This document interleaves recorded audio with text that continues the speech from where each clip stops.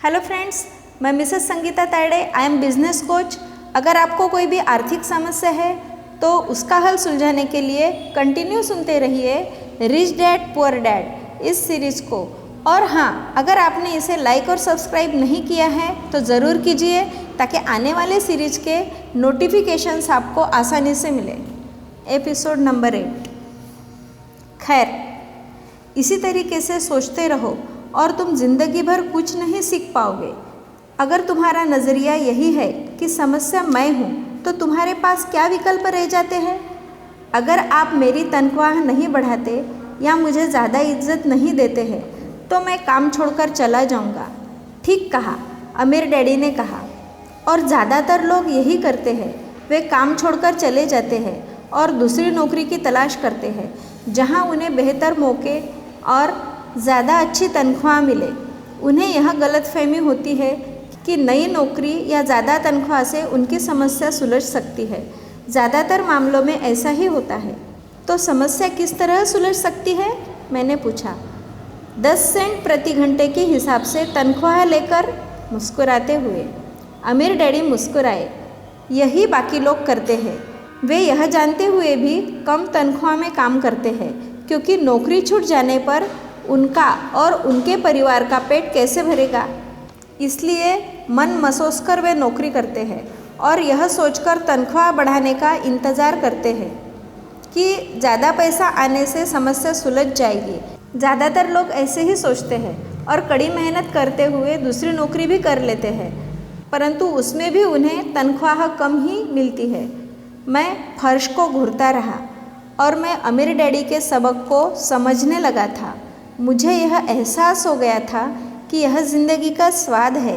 आखिरकार मैंने ऊपर की ओर देखा और अपना सवाल दोहराया, तो फिर यह समस्या किस तरह सुलझेगी?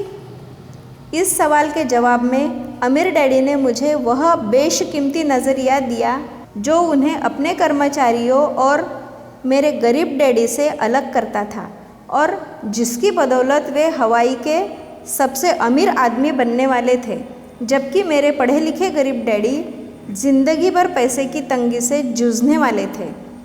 यह एक अद्भुत नज़रिया था जिसने मेरी ज़िंदगी का नक्शा ही बदल दिया। अमीर डैडी ने बार बार मुझे यह नज़रिया याद दिलाया जिसे मैं पहला सबक कहूँगा। गरीब और मध्यम वर्गीय लोग पैसे के लिए काम करते हैं, अमीरों के लिए पैसा काम करता है। मेरे गरीब डैडी ने जो शिक्षा मुझे दी थी, शनिवार की उस खुशनुमा सुबह में उससे बिल्कुल अलग नज़रिया सीख रहा था। 9 साल की उम्र में मैं यह समझ गया था कि दोनों ही डैडी चाहते थे कि मैं सीखूं।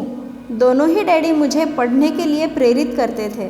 फ़र्क सिर्फ इतना था कि दोनों के सुझाए विषय अलग अलग थे। मेरे पढ़े लिखे डैडी चाहते थे कि मैं वही करूं जो उन्होंने किया था। बेटे, मैं चाहता हूँ कि तुम मेहनत से पढ़ो, अच्छे नंबर लाओ ताकि तुम्हें किसी बड़ी कंपनी में सुरक्षित नौकरी मिल सके। और यह अच्छी तरह देख लो कि इसमें बहुत से दूसरे लाभ हो। मेरे अमीर डैडी चाहते थे कि मैं यह सीखूं कि पैसा कैसे काम करता है ताकि मैं इससे अपने लिए काम करवा सकूं। यह सबक मुझे जीवन भर उनके मार्गदर्शन में सीखना था, न कि किसी क्लासरूम में। मेरे अमीर डैडी ने मेरा पहला सबक जारी रखा। मैं खुश हूँ कि तुम 10 सेंट प्रति घंटे के हिसाब से काम करने पर गुस्सा हो गए। अगर तुम गुस्सा नहीं हुए होते तो तुम ऐसा खुशी खुशी करते रहते तो मैं तुम्हें साफ कह देता कि मैं तुम्हें नहीं सिखा सकता। यह जान लो कि सच्ची शिक्षा में ऊर्जा, प्रबल भावना और ज़बरदस्त इच्छा की ज़रूरत होती है। गुस्सा उस फॉर्मूले का बहुत बड़ा हिस्सा है क्योंकि प्रबल भावना में गुस्से और प्रेम का समन्वय होता है। जब पैसे की बात आती है तो ज़्यादातर लोग सुरक्षित रास्ता खोजते हैं, इसीलिए प्रबल भावना उन्हें राह नहीं दिखा पाती। उन्हें राह दिखाता है उनका डर। तो क्या इसलिए वे कम तनख्वाह पर काम करने के लिए राजी हो जाते हैं, मैंने पूछा। हाँ, अमीर डैडी ने कहा। कुछ लोग कहते हैं कि मैं उन लोगों का शोषण करता हूँ क्योंकि मैं उन्हें अच्छी तनख्वाह नहीं देता जितनी उन्हें शुगर प्लांटेशन या सरकार की तरफ से मिलती है। मैं यही कहना चाहता हूँ कि लोग खुद अपना शोषण करते हैं, डरते वे हैं, मैं नहीं। पर क्या आपको नहीं लगता कि उनको ज़्यादा तनख्वाह देनी चाहिए? मैंने पूछा। मुझे ज़्यादा देने की ज़रूरत नहीं है और इसके अलावा ज़्यादा पैसा मिलने से उनकी समस्या नहीं सुलझेगी। अपने डैडी को ही देख लो, वे बहुत सा पैसा कमाते हैं और वे फिर भी बिलों का भुगतान नहीं कर पाते। दुनिया में ऐसे बहुत से लोग हैं जिन्हें अगर ज़्यादा पैसा मिल जाए तो वे ज़्यादा कर्ज में डूब जाएंगे। तो इसी कारण आपने मुझे 10 सेंट प्रति घंटे की तनख्वाह दी। मैंने मुस्कुराते हुए कहा, यह सबक का हिस्सा था। बिल्कुल सही, अमीर डैडी ने मुस्कुराकर कहा। देखो, तुम्हारे डैडी स्कूल गए और उन्होंने बहुत बढ़िया शिक्षा इसलिए हासिल की ताकि उन्हें अच्छी तनख्वाह वाली नौकरी मिल सके, जो उन्हें मिल गई, परंतु उनके पास आज भी तंगी है। ऐसा इसलिए है क्योंकि उन्होंने स्कूल में पैसे के बारे में कुछ भी नहीं सीखा और सबसे बड़ी बात यह है कि वे पैसे के लिए काम करने में भरोसा करते हैं। और आप नहीं करते?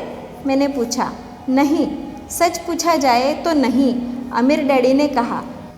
अगर तुम पैसे के लिए काम करना सीखना चाहते हो तो स्कूल में ही रहो। यह सीखने के लिए उससे बढ़िया जगह कोई नहीं है। परंतु अगर तुम यह सीखना चाहते हो कि पैसा तुम्हारे लिए किस तरह काम करे तो यह मैं तुम्हें सिखा सकता हूँ, परंतु तभी जब तुम यह सीखना चाहो। हर कोई यह नहीं सीखना चाहता? मैंने पूछा। नहीं, अमीर डैडी ने कहा, सिर्फ इसलिए क्योंकि पैसे के लिए काम करना ज़्यादा आसान है, खासकर जब तक पैसे के बारे में आपकी मूल भावना में डर हो। मैं समझ नहीं पाया। मैंने त्योरियाँ चढ़ाकर कहा, उसकी चिंता फिलहाल मत करो। अभी इतना ही समझ लो कि डर के कारण ही ज़्यादा लोग अपनी नौकरी कर रहे हैं। अपने बिलों का भुगतान न कर पाने का डर, नौकरी से निकाल दिया जाएगा इस बात का डर, पर्याप्त पैसा न होने का डर, एक बार फिर से शुरू करने का डर। यह किसी व्यवसाय को सीखने और पैसे के लिए काम करने की कीमत है। ज़्यादातर लोग पैसे के लिए गुलाम बन जाते हैं और फिर वे अपने बॉस पर अपनी भड़ास निकालते हैं। तो आपकी नज़र में पैसे से अपने लिए काम करवाना एक बिल्कुल अलग विषय है? मैंने पूछा। बिल्कुल, अमीर डैडी ने जवाब दिया, बिल्कुल। शनिवार की उस खुशनुमा सुबह हवाई में लोग चुपचाप बैठे रहे। मेरे दोस्त उस समय लिटिल लीग बेसबॉल गेम शुरू ही कर रहे होंगे, पर किसी वजह से मैं खुश था कि मैंने 10 सेंट प्रति घंटे के हिसाब से काम करने का फैसला किया था। मुझे लगा कि मैं कुछ ऐसा सीखने जा रहा था जो मेरे दोस्त स्कूल में कभी नहीं सीख पाएंगे। सीखने के लिए तैयार? अमीर डैडी ने पूछा। बिल्कुल, मैंने दांत निकाल कर कहा। मैंने अपना वादा निभाया है। मैंने तुम्हें दूर बैठे बैठे भी सिखाया है। अमीर डैडी ने कहा, 9 साल की उम्र में तुम्हें इस बात का पता चल चुका है कि पैसे के लिए काम करना कैसा होता है। अपने पिछले महीने को 50 सालों से गुणा कर लो और तुम्हें इस बात का अंदाज हो जाएगा कि ज़्यादातर लोगों की ज़िंदगी किस तरह गुजरती है। मैं समझ नहीं पाया। मैंने कहा, जब तक तुम मुझसे मिलने के लिए लाइन में इंतज़ार कर रहे थे तो तुम्हें कैसा लग रहा था? एक बार नौकरी के लिए और दूसरी बार तनख्वाह बढ़वाने के लिए। भयानक, मैंने कहा। अगर तुम पैसे के लिए काम करने का विकल्प चुनते हो तो ज़्यादातर लोगों के लिए ज़िंदगी का मतलब यही होता है, अमीर डैडी ने कहा। और तुम्हें तब कैसा लगा था जब मिसेज मार्टिन ने तुम्हारे हाथ में 3 घंटे के काम के लिए 3 सिक्के थमाए थे? मुझे लगा था कि यह काफ़ी नहीं है। मुझे लग रहा था कि यह कुछ भी नहीं है। मैं निराश हुआ था, मैंने कहा। और यही ज़्यादातर कर्मचारियों को लगता है जब वे अपनी तनख्वाह के चेक को देखते हैं, खासकर तब तक उससे टैक्स और बाकी कटौतियाँ कर ली जाती है। कम से कम तुम्हें तो पूरी तनख्वाह मिलती थी, उन्हें तो पूरी तनख्वाह भी नहीं मिलती। आपका मतलब है कि ज़्यादातर कर्मचारियों की पूरी तनख्वाह नहीं मिलती? मैं हैरान था। नहीं, अमीर डैडी ने कहा, सरकार हमेशा अपना हिस्सा पहले ही ले लेती है।